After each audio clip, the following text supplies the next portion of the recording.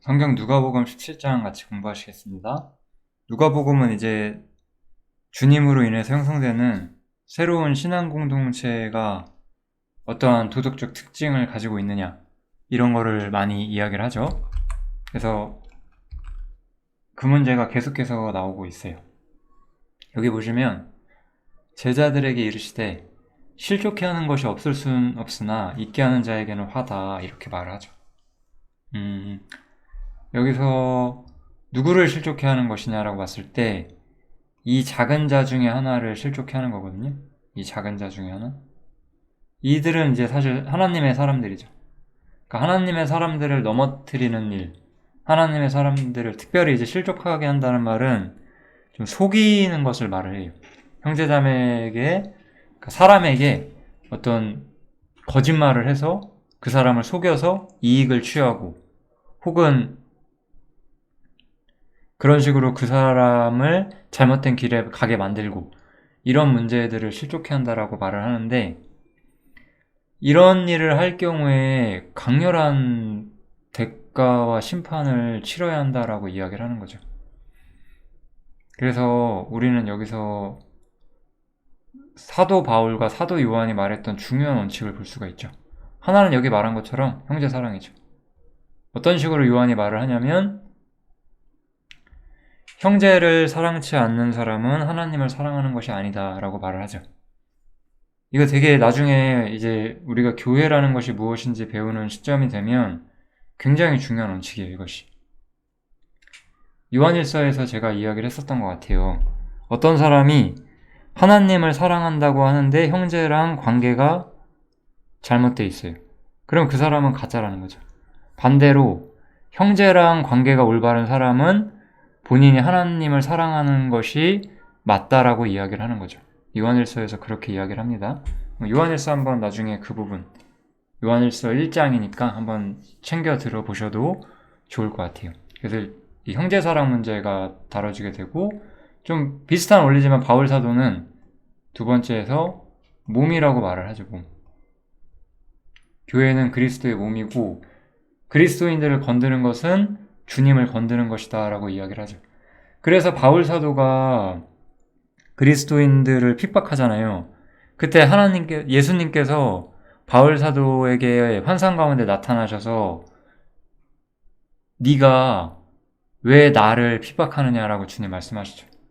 주님은 이 몸을 나라고 표현을 해요.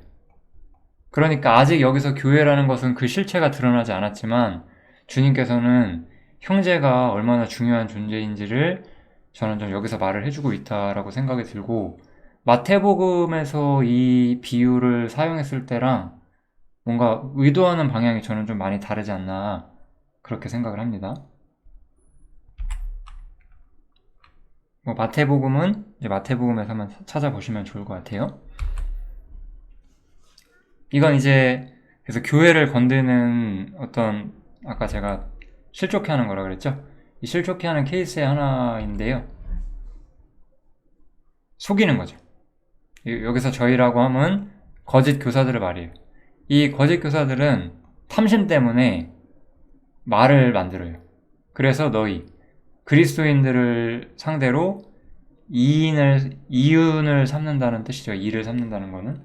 그러니까 뭔가 그럴싸한 말을 하지만 사실상 탐심 때문에 지어낸 말로 성도들의 돈을 가져간다는 거죠. 그래서 이것은 이런 사람들에 대한 심판은 예적부터 지체하지 않는다라고 말했고, 저희 멸망은 자지 않는다. 하나님께서 반드시 찾아내셔서 대가 받으신다라고 이야기를 하는 거예요. 여기 나온 사람들은 거짓 교사지만 여기서는 제자들한테 말씀을 하시거든요. 즉 주님께서는 이 주님의 몸, 교회에 어떤 위해를 가하는 것이 얼마나 무거운 죄인지를 제자들한테 알리시기를 바랬던 것 같아요. 그래서 제자들은 이런 말을 할 수가 있었던 거라고 저는 생각을 하고, 그리스도인끼리 그러는 것은 참 부끄러운 일이고, 사실은 이방인들도 그리스도인들을 상대로 넘어뜨리고자 할 수가 있죠. 특히 거짓 교사들이. 여러 가지 케이스들이 있을 수 있겠습니다. 아무튼 여기서는 뭐 이런 짜잘한 얘기도 있지만 형제가 어떤 존재이냐를 우리한테 좀 이야기를 해주고 있어요. 저는 이 형제 사랑에 대한 진리가 참 많이 잊혀졌다고 생각을 해요. 왜냐하면 우리 시대는 교회가 뭔지를 모르는 시대가 돼버렸어요. 제가 봤을 때 사람들은 교회가 뭔지를 몰라요. 지금 교회가 뭔지를 모르기 때문에 형제를 사랑하는 것이 주님을 사랑한다는 말을 잊어버리고 사는 것 같아요. 제가 보기엔. 그리고 이제 여기서 하나의 문제가 있죠. 우리가 일반적인 명목상의 기독교계에 갔을 때 저 사람이 내 형제인지 아닌지 확실하지가 않아요. 원래 그래서 교회라는 것은 그런 문제가 확실해야 되거든요. 내가 형제인지 아닌지 불확실한 사람을 형제로 사랑할 수는 없어요. 나는 이방인에게도 보편적인 선과 사랑과 의를 베풀 거예요. 그렇지만 그들은 형제에게 내가 베푸는 사랑처럼 그들에게 베풀 건 아니잖아요. 그러니까 이제 그런 형제사랑 같은 주제들이 많이 잊혀져 있다고 저는 생각이 좀 들더라고요. 뭘 해야 되는지 모르는 상태가 된 거죠. 교회 안에서. 교회는 우리가 요한일서에서 제가 아까도 이야기했지만 교회는 하나님께 직접 무언가를 하는 것이 없어요. 교회는 하나님께 직접 무언가를 하는 것이 없고 이 어떤 구조를 봤을 때 여기 이제 우리 개인이 있어요. 그리고 하나님이 있어요. 우리가 대부분 해방을 모르거나 율법적으로 있으면 하나님 앞에 내가 무엇을 해야 하는지를 많이 생각을 해요. 그런데 우리가 사실 배우는 거는 하나님이 내게 무엇을 해주셨는지를 배우죠. 그럼 하나님께서 배운 걸 가지고 나는 내 형제에게 어떻게 하느냐를 통해서 이 형제에게 하는 것은 또한 바로 하나님에게 하는 것이다. 이렇게 원리가 굴러가는 거잖아요. 물론 저는 여기서 이방인들에게 대해서도 외인들에 대해서도 선을 베풀긴 하죠. 그렇지만 이 형제의 사랑과는 근본적으로 개념은 다르죠. 이런 부분들을 생각하시면 좋을 것 같아요. 그래서 이렇게 형제가 우리에게 귀중하고 이렇게 이제 구원받은 사람들, 이제 교회에 장차 들어오게 될 사람들은 이렇게 하나님이 주시는 은혜 가운데 살아야 돼요. 그래서 이 은혜 아래서 형제가 너무나 귀중하기 때문에 형제가 죄를 범하거든 경계하고, 여기서 경계하라는 것은 멀리하라는 뜻이 아니죠. 책망을 하고 바로 잡아주라는 거죠. 그리고 회개하면 용서를 해줘라 라고 이야기를 해줍니다. 만일 하루 7번이라도 내게 죄를 얻고 7번 내게 돌아와 회개한다고 해도 용서해줘라 이렇게 이야기를 해주죠. 그러니까 형제를 얼마나 귀중하게 생각하며 살아야 하느냐, 이것이 우리가 은혜 아래 사는 법을 결정해준다는 뜻이에요. 굉장히 두 구절은 연결이 많이 되어 있죠. 그런데 이제 이스라엘의 법 속에 있었던 유대인이었던 이 사도들은 이 주제가 굉장히 어렵게 다가왔던 것 같아요. 왜냐하면 이스라엘은 의를 추구하고 거기서 죄를 지었을 경우에 마땅한 대가를 치러야만 하는 은혜로 사는 시대가 아니었어요. 그들에게는 은혜도 있었지만 어떤 공의도 함께 했죠. 그래서 이스라엘의 법 속에 살고 있던 사도들한테는 이러한 교훈들이 좀 감당하기가 어려웠었던 것 같아요. 그래서 사도들은 우린 이런 거 못할 것 같은데 믿음을 좀 더해주세요. 이렇게 주님께 말하는 거예요. 그런데 주님의 말씀은 너희에게 겨자씨 하나할 만한 믿음이 있었다면 이것을 할 것이다 라고 말을 하는 거죠. 이 말은 그럼 뭐죠? 겨자씨 하나할 만한 믿음이 있었다는 건가요? 없었다는 건가요? 없었다는 뜻이죠. 그러니까 믿음을 더하는 문제가 아니란 뜻이에요. 이 문제를 하는 데 있어서는 믿음을 더하는 문제가 아니라는 거죠. 즉, 이 얘기는 뭐냐? 이들은 원래 유대인으로서 예수님을 메시아로 믿고 있었어요. 메시아를 믿고 있는 그 믿음을 더 키워서 이걸 해결할 수 있는 게 아니라는 거죠. 거기가 아닌 다른 믿음이 필요하다는 거죠. 믿음을 더하는 문제가 아니라, 그러니까 믿음의 어떤 크기를 키우는 문제가 아니라 우리가 몰랐던 새로운 문제에 대한 믿음이 다시 필요하다는 거죠. 무슨 얘기인지 이해되세요?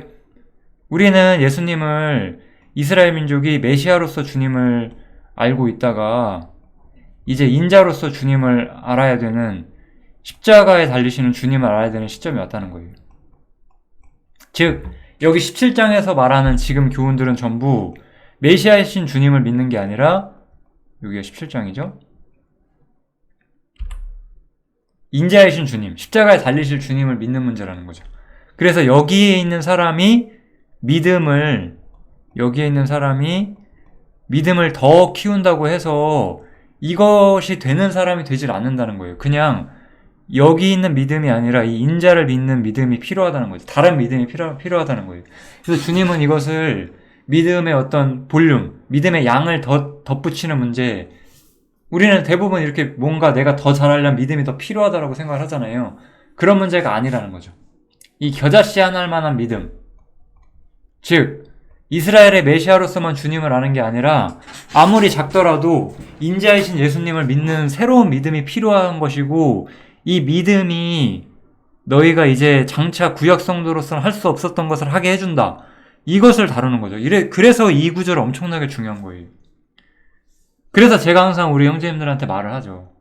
우리는 이 신앙 역사에서, 이 성경 역사에서 어떤 성도들보다 많은 복을 받았다고. 우리는 다윗이나 다니엘이나 그런 사람들보다 더 압도적으로 높은 위치를 하나님 앞에 차지하고 있다고. 제가 그런 얘기 그동안 많이 드렸잖아요. 우리는 이 겨자씨안할 만한 믿음을 가졌거든요.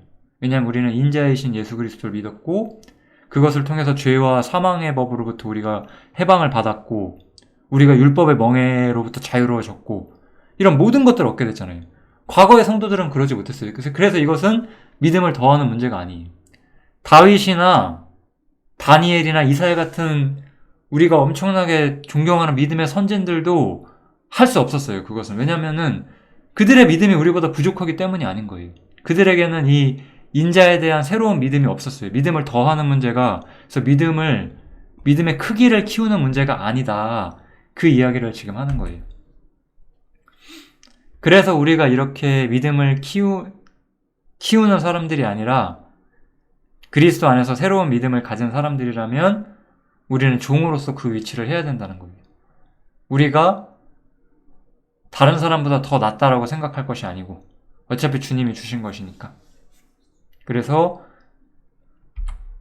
우리 명한대로 한다고 종에게 살해하겠느냐, 뭐 이런 표현 있잖아요. 그 구절이 여기 나오죠. 제가 그 구절은 쓰진 않았는데, 그래서 우리는 여전히 그리스도의 종으로서, 우리는 인자이신 주님을 믿는 믿음을 가졌고, 이제 그분의 종으로서 우리는 더 주님을 열심으로 섬겨야 한다는 그런 이야기를 하고 있는 거죠. 여기서는. 즉, 이 이야기의 전체 내용을 우리가 살펴보면 메시아에서 인자를 믿는 믿음으로 변화되면서 많은 변화가 찾아온다는 것을 이야기하고 있는 거예요. 그래서 이제 우리는 인자이신 주님의 종이 되는 거고, 여전히 우리는 주님의 종으로서 봉사해야 되고, 우리가 무언가를 잘한다고 상을 받거나 다른 사람 앞에서 높일 문제가 아니라는 거죠. 그러니까 이것이 이 메시아로서 믿었던 구약시대 믿음과 얼마나 달라요. 그 이야기를 하는 거예요. 사실 그래서 이 열 문둥병자 이야기도 같은 맥락이 이어져 온다라고 보실 수가 있어요. 왜냐하면 이제 문둥병자 10명이 치료를 받으러 와요. 그래서 이 사람들이, 선생님이요, 이건 여전히 이스라엘의 선생, 이스라엘의 선지자로서 예수님을 보고 있는 거죠. 즉, 이 단어 자체가 주님을 여전히, 이들은 메시아로서 주님께 나온 거예요. 그래서 우리를 긍휼히 여겨주세요 라고 말을 하고, 주님께서 제사장들에게 너희 몸을 보이라고 했더니 저희가 가다가 깨끗함을 받아요. 저희가 가다가 깨끗함을 받았다는 건 뭐죠? 주님의 말씀에 순종했어요. 즉, 이들에게는 믿음이 있었다는 뜻이에요. 그래서 깨끗함을 받게 된다는 것은 주님에 의해서 사함을 받게 된다는 거죠. 여기서는 죄사함을 받고 하나님의 사람으로 정결케 된다는 뜻이죠.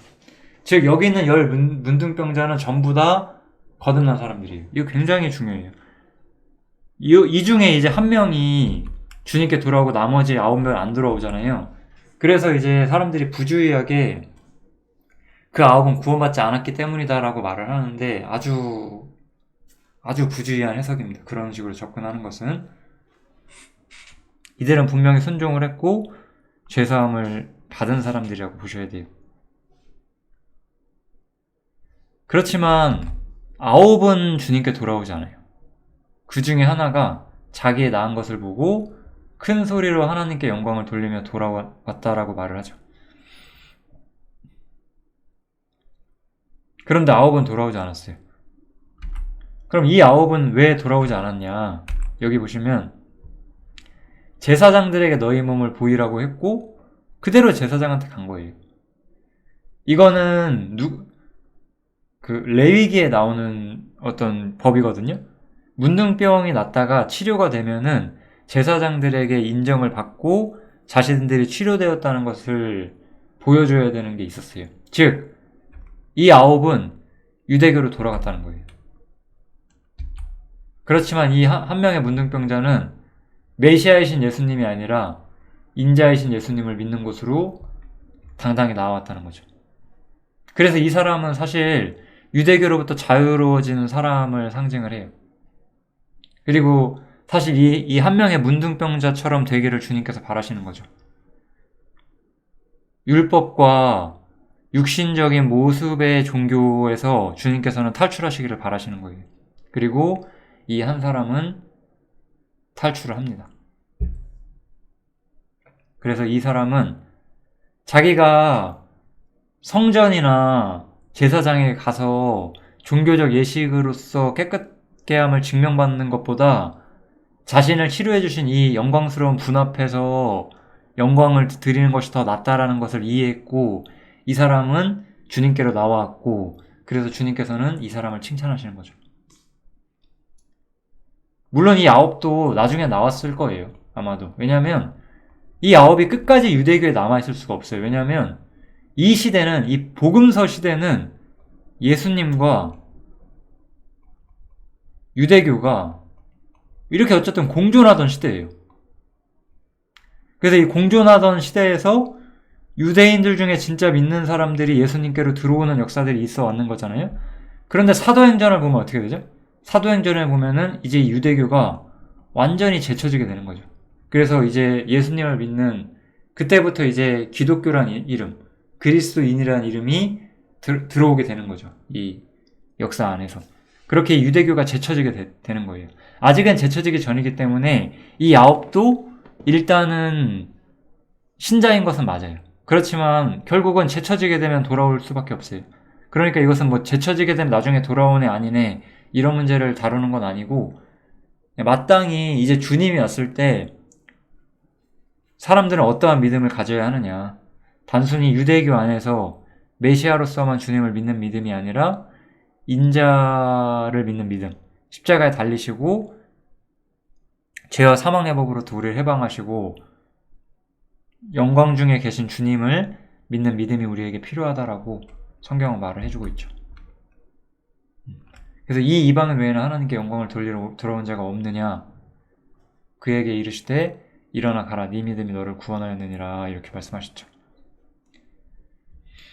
이 모든 것들 이걸 옛날에 제사장들이 했었는데 이제는 누가 해요? 예수님께서 하시죠. 이거를 예수님께서 하심으로써 이제 유대교라는 기존의 어떤 울타리는 깨졌어요. 그게 여기서 우리가 누가복음 17장에서 볼 수 있는 아주 중요한 원칙입니다.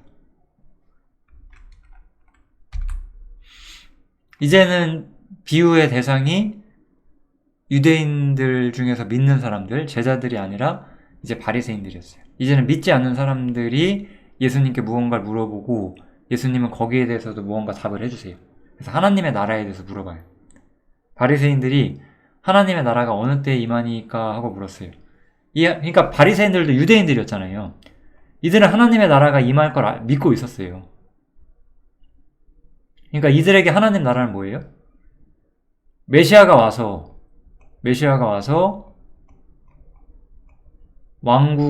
온전한 왕국을 세우게 되고 이 왕국이 열방을 통치하는 것.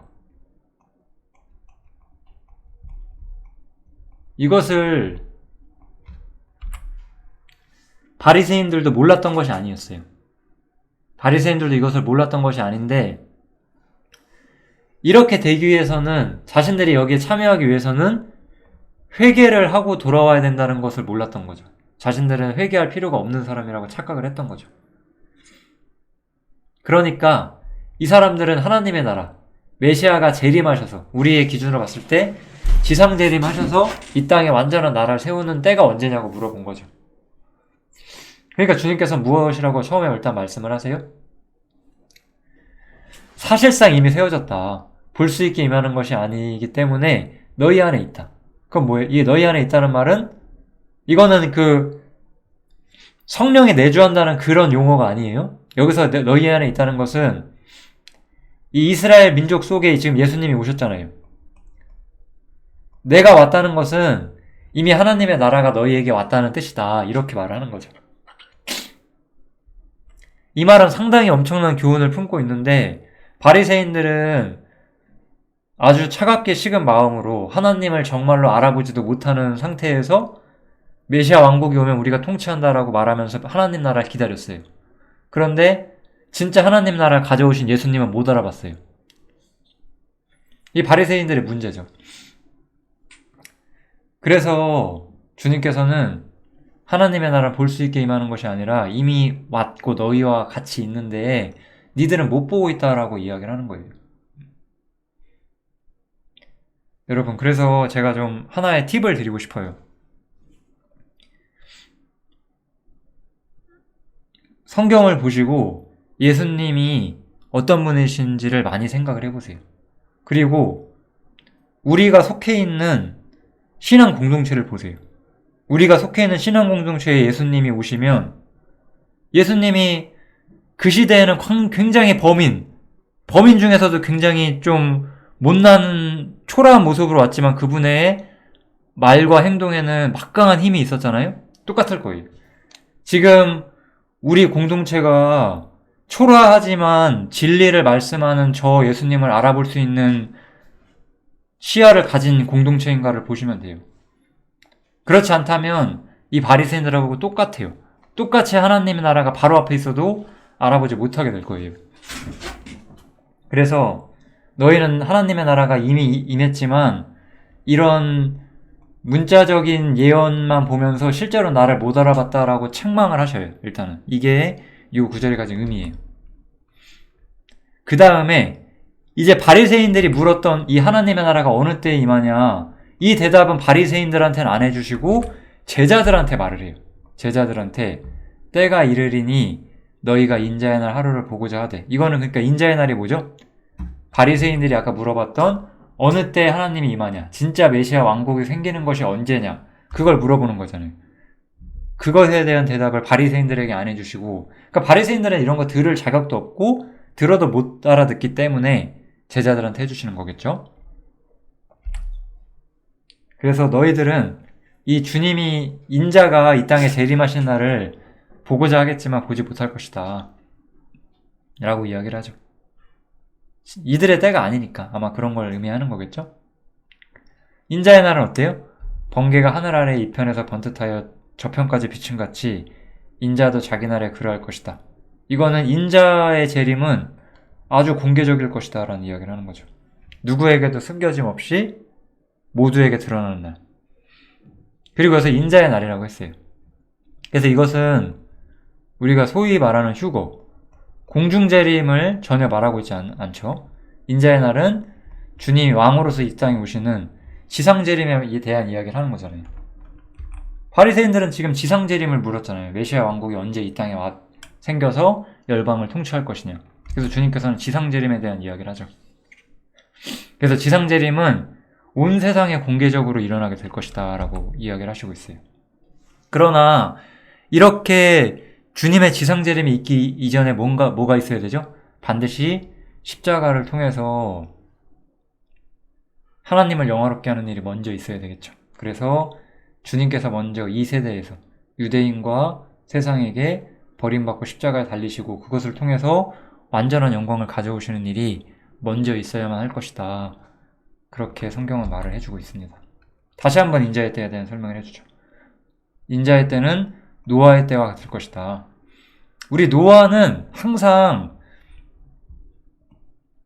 지상에서 하나님의 심판을 경험하고 그 심판으로부터 구원을 얻는, 여기서 말하는 구원은 우리가 구원받았다는 그 구원이 아니에요.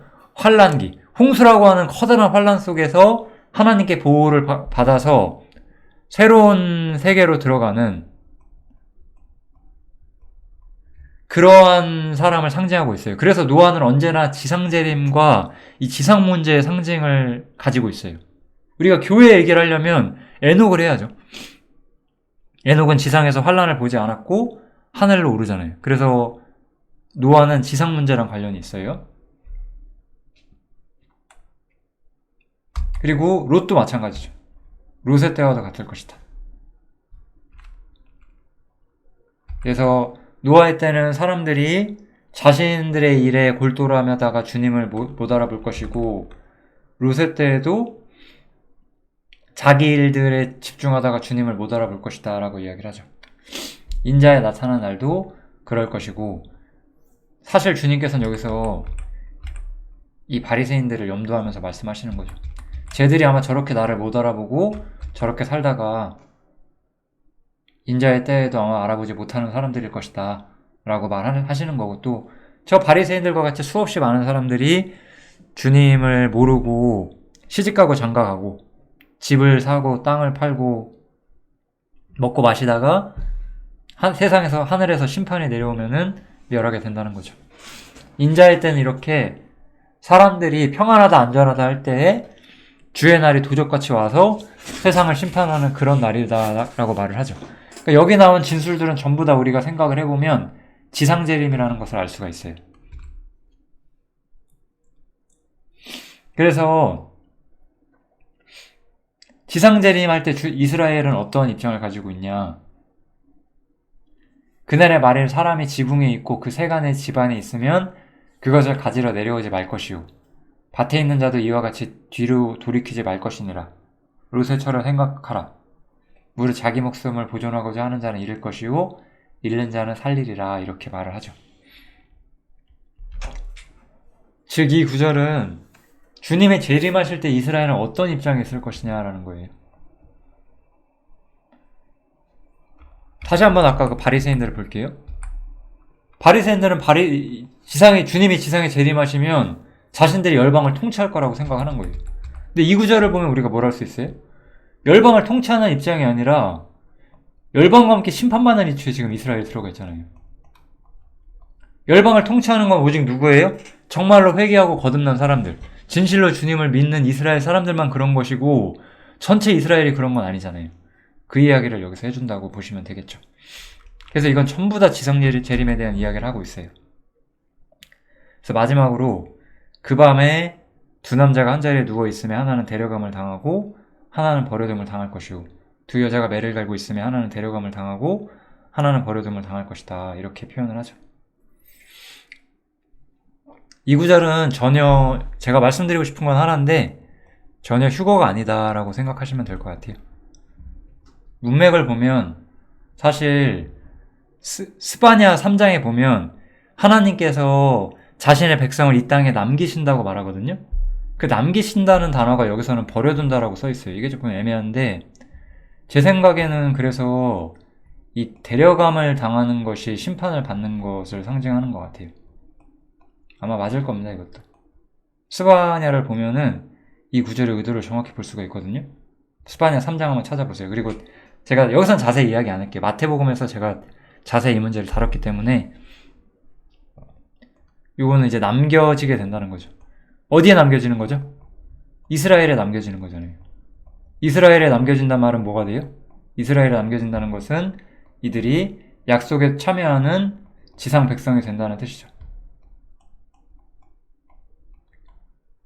그러니까 이제 버려둠을 당한다는 단어가 저는 좀 묘하다고 생각을 하네요. 여기서는.